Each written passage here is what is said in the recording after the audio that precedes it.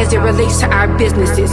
We will be prosperous, for your word says that you wish above all things that we prosper and be in good health as our soul prospers. So we speak prosperity to our businesses now in the name of Jesus, oh God.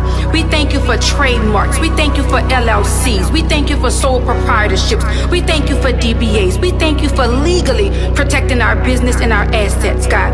We thank you for corporations, Father. We thank you that we are meeting in boardrooms now, God, to make our visions come to life, God.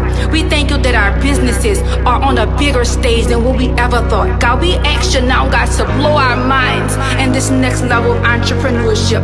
And God, the truth is, when the road gets tough, oh God, and when it feels like we have no support, God, we rely and we lean on you, God. We trust you with our businesses, oh God. We give it to you and we ask you to have your way in our businesses, oh God.